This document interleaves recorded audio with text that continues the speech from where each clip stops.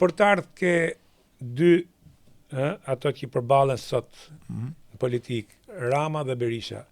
Si do ta përshkruani Berishën në këto 30 vjet politik dhe si do ta përshkruani Ramën dhe a kanë pas të mira dhe kush kanë qenë këqijat që kanë pas? Ta nis me Berishën, me që është më i vjetër në politikë. Nëse duhet ta përkufizoj me një fjali Sali Berishën, do thosha që është shumë i etur për pushtet dhe për pasojë për para.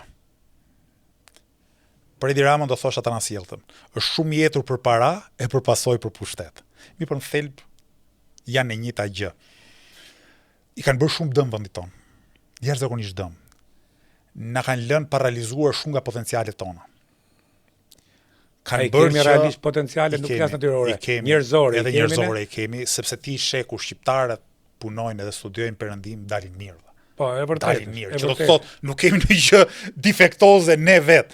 Janë marrëdhëniet politike dhe sociale ato që na kanë lënë mbrapa.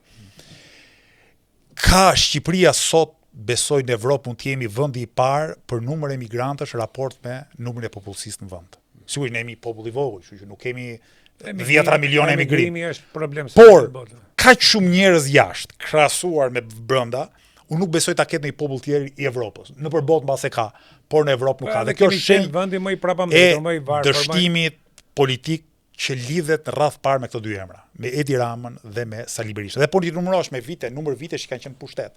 Edi Rama u bë 12 vjet kryeministër, ndonse ministër ka që nga 98 mos gaboj. Ka shumë kohë në pushtet. Sali Berisha ka qenë 5 vjet plus 8, 13 vite president dhe kryeministër. An kanë bërë ndonjë gjë të mirë, tani varet si e përkufizojmë të mirën, se çdo qeveri shtron ca rrugë.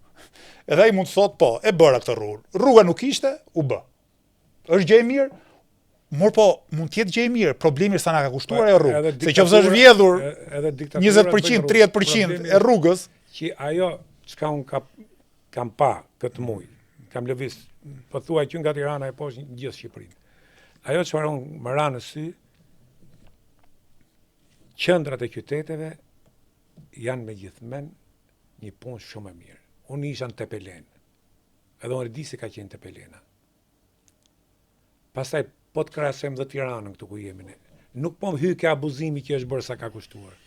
Po hy nga ana estetike, dhe këtë e thënë dhe të hujtë dhe në Amerikë, që e pëlqen Tiranën.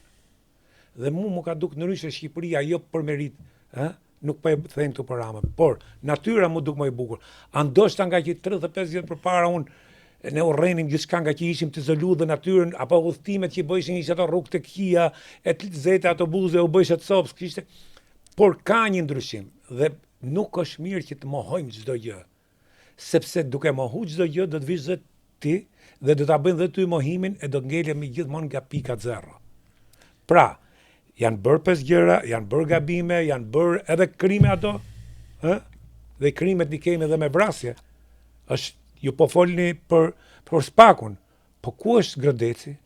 Ku janë 4 vramët bulevard? Ku janë 97-a? Janë vrarë njerëz zotëri. Janë vrarë njerëz.